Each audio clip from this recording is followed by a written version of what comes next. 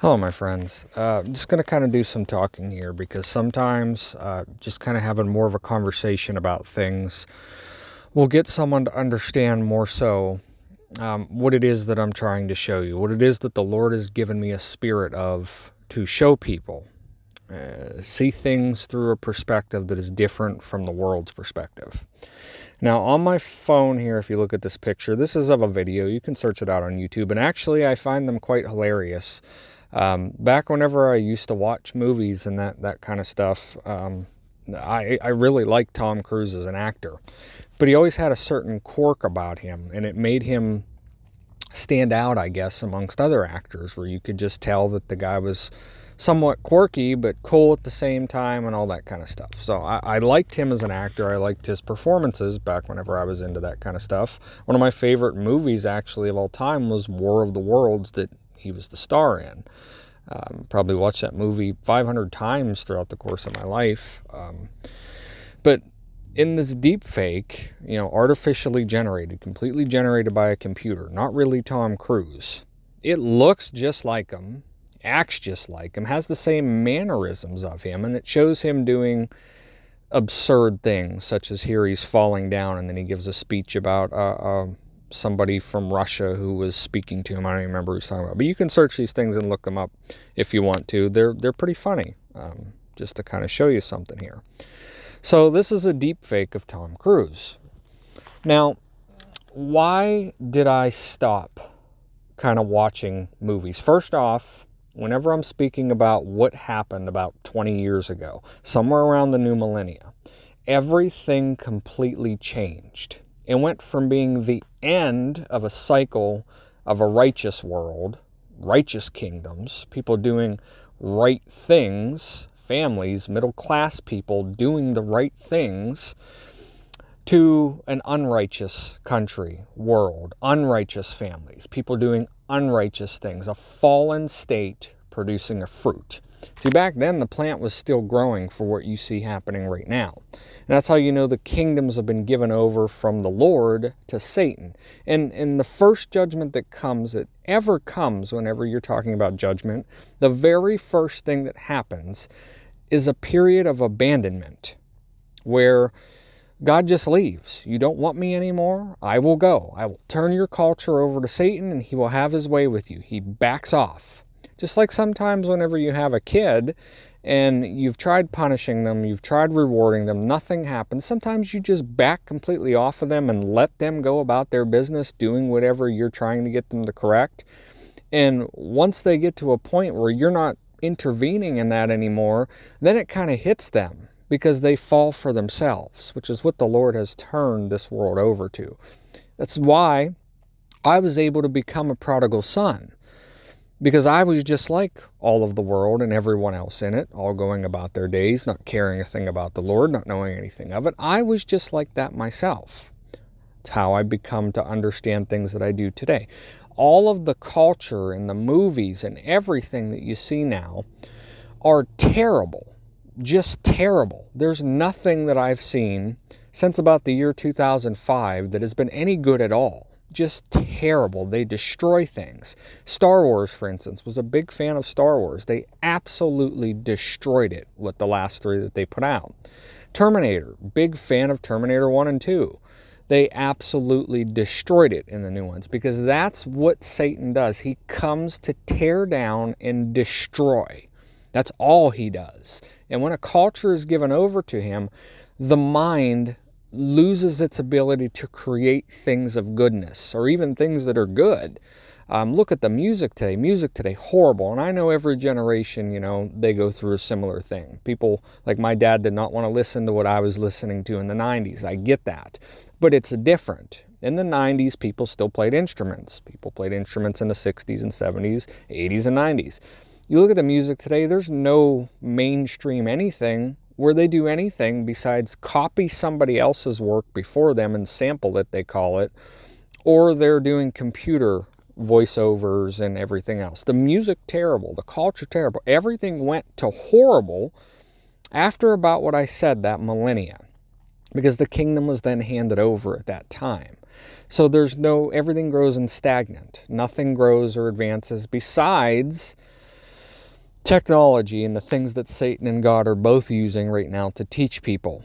And one teaches them unholy things by it. One shows them by these things greater understanding. Daniel 12:4, knowledge shall increase, people will go to and fro. That's what we're living in. That's the only thing that's building up. But unfortunately for the world, that also builds up its own demise, because the world destroys itself if it's not intervened upon, which is why we've seen God do that on different occasions in the past. But anyway, so these deepfake things, professional wrestling. Whenever I was young in my teens, I used to love the WWF. I'd watch it all the time. Me and my friends used to interact, those kinds of things. And at the time, you knew it was fake. Obviously, you knew it was a story of some kind, but it wasn't in your face. The people weren't in your face. There was a level of veil still between the world and that, unless you were in an inner circle. You just looked at it as it was a show and it was good.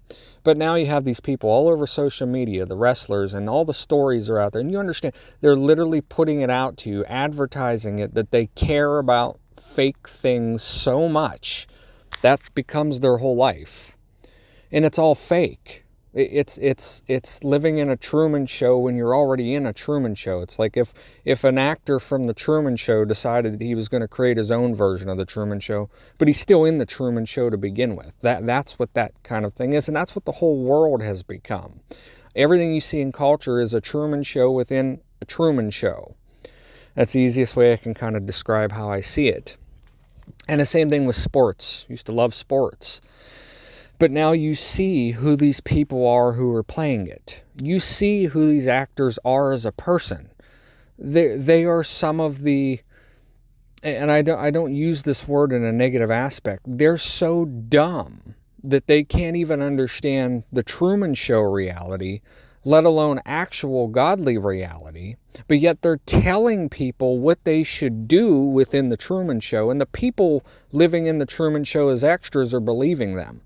That's the kind of reprobate mind that I speak of, where you literally follow a blind man off of a cliff. That's what the whole world does. Now, where does this relate to God? Where does this relate to Jesus? In the video that I made yesterday, I spoke about why people are not born again. Guilt remains on them. And it's taught guilt. And it's taught from the pits of hell that you're still guilty. You're too guilty to come to God. And I use Catholicism as an example of this church that Satan has operated since Christ left, essentially. Even while Christ was here, he was building the very seeds of this church through Peter. Peter, holy, righteous man. Peter is my brother. I will see Peter in heaven. I will see Peter on the resurrection whenever I go up in the rapture. I will see Peter then. That's not what I'm saying. But as God acted through Peter, so does Satan act through Peter. And that's why Jesus said, "Get behind me, Satan," specifically when he was speaking to Peter, and only to Peter among the apostles. Only to Peter, because he's showing you something, that the seed that Satan plants that leads the whole world astray comes through the system of the church. And the church that believes they know Jesus, and that they follow his doctrines, and that they know his lessons, and that they know him. So it's a form of a Truman Show for them. It's like they're all members of the WWE, and they're putting on a form of entertainment, but it's not real. That's their version of Jesus. And if you ask a Catholic, for instance, why do you pray to Mary? You know, I have on my screen right here what the official church stance is on praying to Mary, all because it says that we should pray for each other and so on and so forth. Confess your sins to one another and pray for one another that you may be healed. That's their official position. That we're not really replacing Jesus with Mary. We're just praying to her. That's all we're doing. But if you ask any Catholic why it is that they do it, do you know if they're being honest with you what they're going to say? Because I've heard it dozens of times from Catholics. Oh, Jesus is too good for us. We can't come right to him because he's too good for us. We have to go to Mary, who then can go to Jesus because he's just too good for us. My friends, why did Jesus make himself so low? So that there couldn't be anybody that you need to go to that's going to be lower than him. That's why he did it, so that man doesn't have to be guilty. We can come out of that guilt.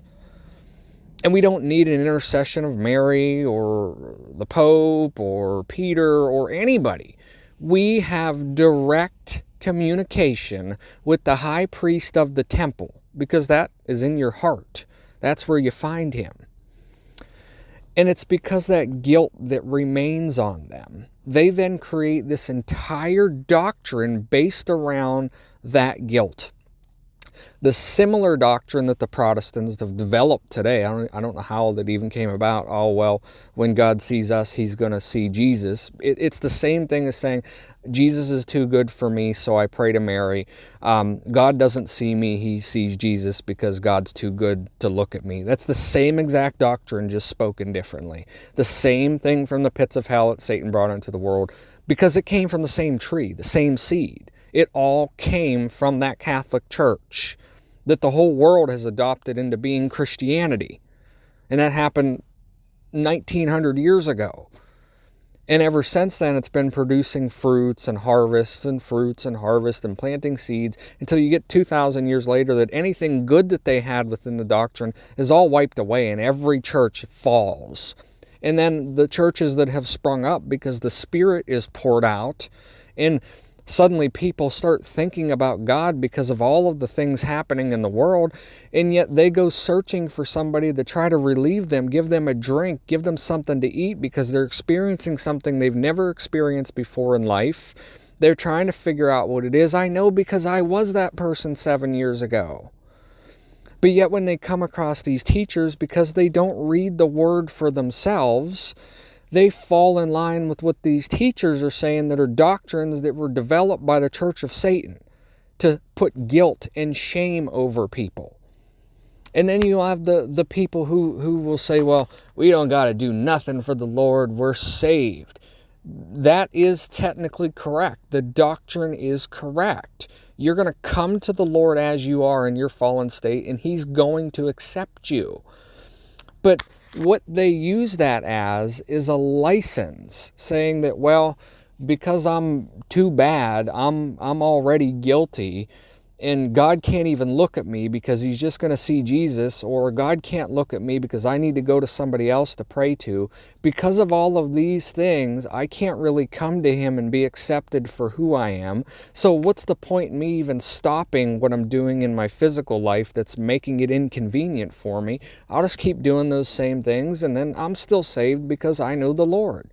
And here's what they form by that doctrine. The golden calf, the same one that Israel did. When Moses went up the mountain, within no time at all, they had already built an image of God for themselves in the form of that golden calf and were worshiping it. As soon as Jesus went up to New Jerusalem, Christians also began forming that same golden calf to worship it. They build their own image of what Jesus is, and they love it. And they love anybody who loves that image that they love, but they hate everybody who tells them that that image is not God. In other words, they will kick out of the house somebody that knows God, but bring somebody in who doesn't, because the one who they're bringing in is going to give them love and praise because they're all worshiping that false God. And this brings me back to my original point with this. I don't like movies anymore. I don't like wrestling anymore. I don't like games anymore, new modern stuff. Why? Because I see the fakeness in it all. I see the fakeness in the people doing these things. I don't like fakeness. I like realness. I hate listening to fake things. Be real. Even if you're wrong, be real and be wrong. Don't be fake and be wrong about it. Don't put up a front. Just be what you know in your heart and say it or do it, and that's that. It's either yes or no. Everything else, you complicate it. So because I don't like that fakeness, I don't like those actors anymore, like Tom Cruise. I see what he does. I see what kind of a person he is, how he's filled with darkness, and along with all these other people who people listen to and follow after and worship from a distance. That's why I said that they've turned Jesus Christ into celebrities.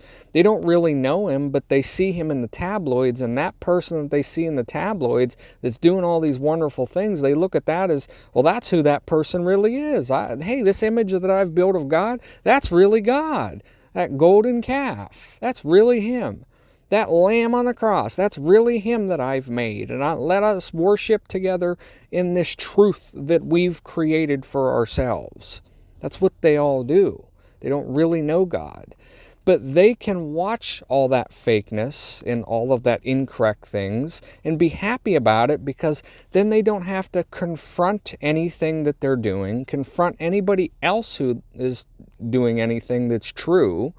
They can live in that own little fake, false creation that they've made for themselves and love it and heap praise on others who join them in that and kick out anyone who doesn't. Gatekeepers, it's what they all turn into who go for this false god, this golden calf of Jesus.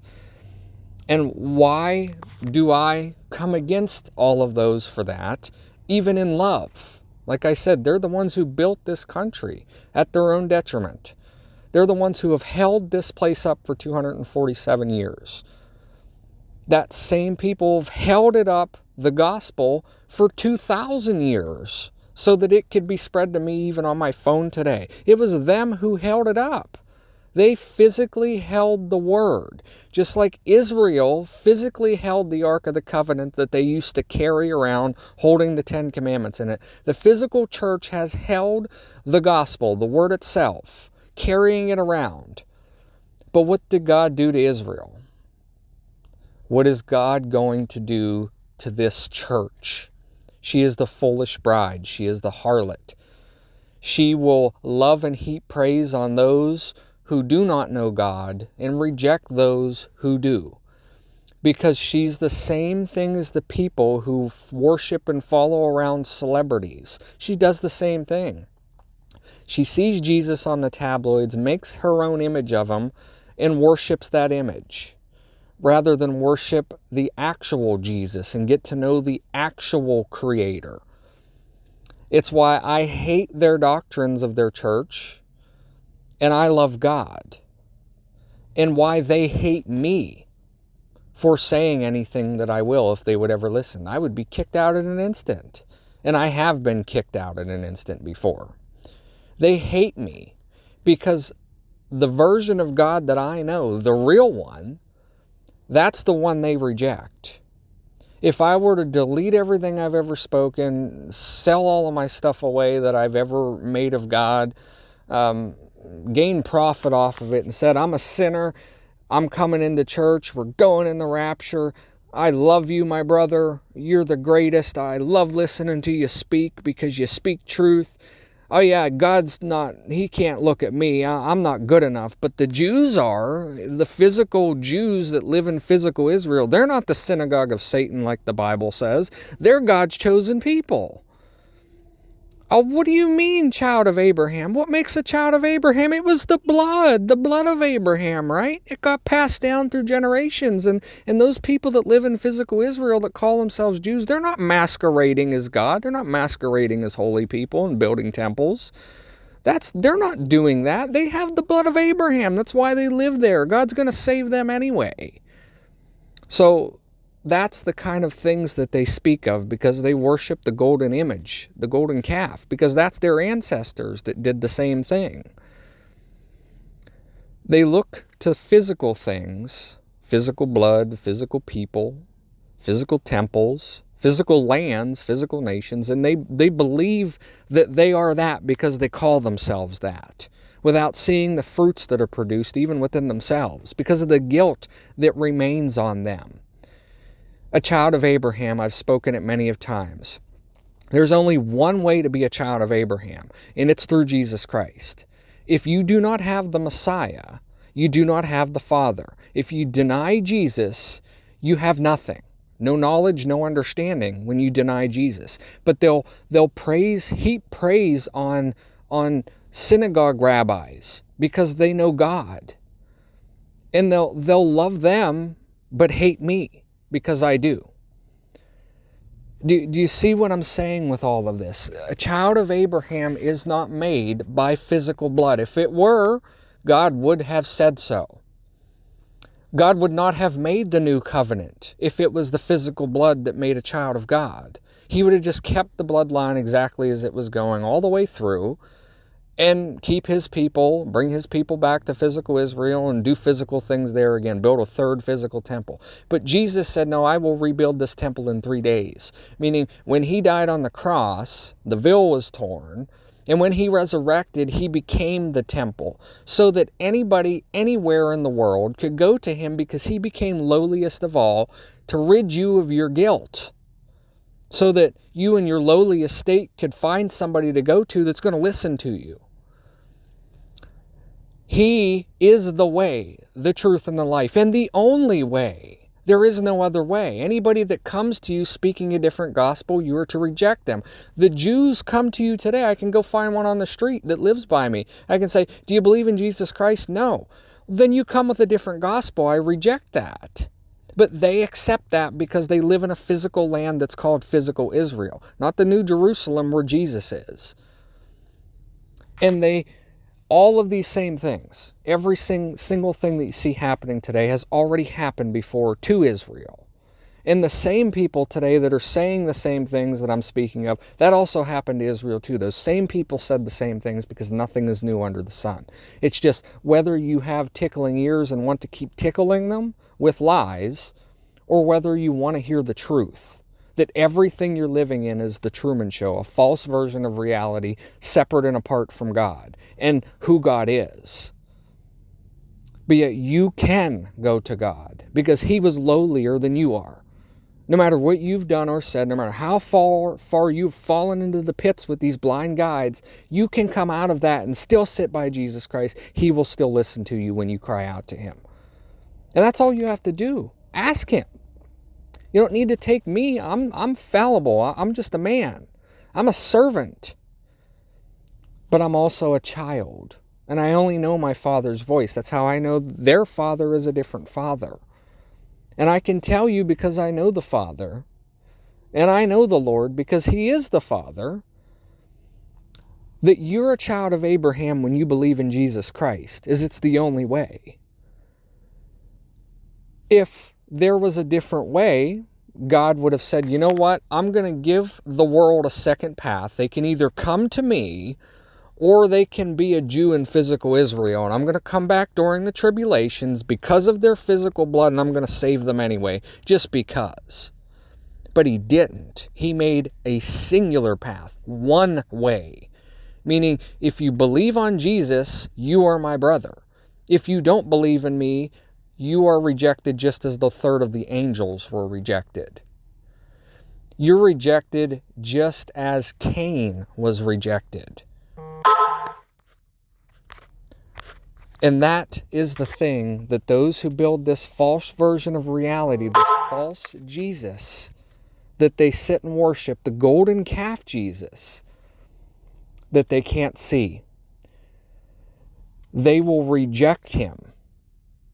They'll reject me. They'll reject anybody that comes with the real version of Jesus, just like I reject Tom Cruise now, and I reject football now, and I reject music now. Because that all comes from a different voice than the world voice that I know. It all comes from something different than what I like. Because I like the real Jesus and know the real Jesus. And I know I'm not too good for him.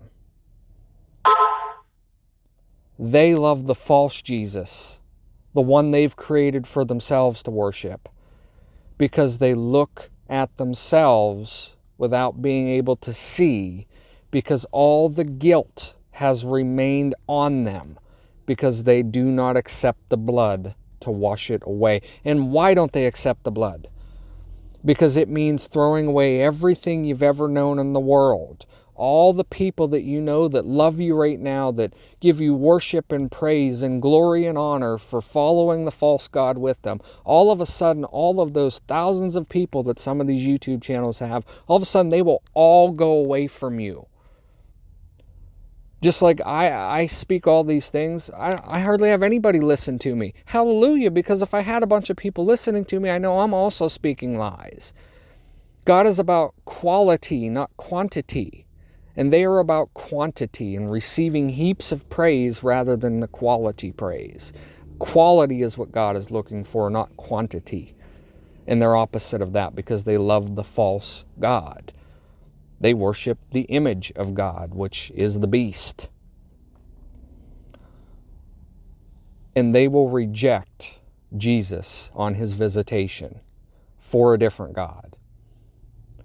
And when they do,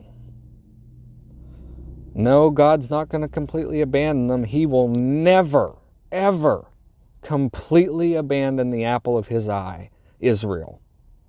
Because who is Israel?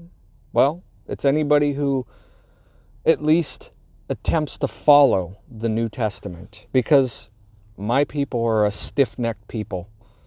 That's what Israel was. That's what Christians are, very stiff-necked. But God so loves them anyway, that even after they reject him again. So God was rejected as the husband of Israel. He was rejected first by Adam. Let's go back here. He was rejected first by Adam, second by Israel, third he's going to be rejected by Christians. Because Peter denied the Lord 3 times. But they only do it 3 times, because during the Great Tribulations, many will come to that understanding of the real Jesus, because they will strip off their linens, they will beat their chest, and they will say, Lord, I am a sinner. But they will call out to the Lord. They won't call out to Mary. They won't call out to their friends. They won't call out to Peter. They'll call out to the Lord. And when they call out to him with all their heart, he will hear them. And many, a number too great to count, a great multitude, on that day will be saved. But it comes in times of great, great troubles. And that time is coming. But if you have the covering of the blood, when that visitation day comes, you will be passed over, taken, harvested by the angels up out of this world, while all of those who remain in it are then washed clean or handed over to their destruction. There is a way out of this. There is only one way out of it. It's through the Lord. It's through being a child of Abraham. And it's through the Passover that comes, as the church calls it, the rapture. It's the Passover. That's the way out of it. But to get there, you must stand before the Lord before he comes, as you are. Beat your chest, remove your clothes, and stand naked in front of him without guilt. Because anybody can stand next to a king naked and feel ashamed. But would anybody stand next to a dog naked and feel ashamed? Would somebody stand next to a donkey naked and feel ashamed? That's what God made himself, so that you could do that. God bless.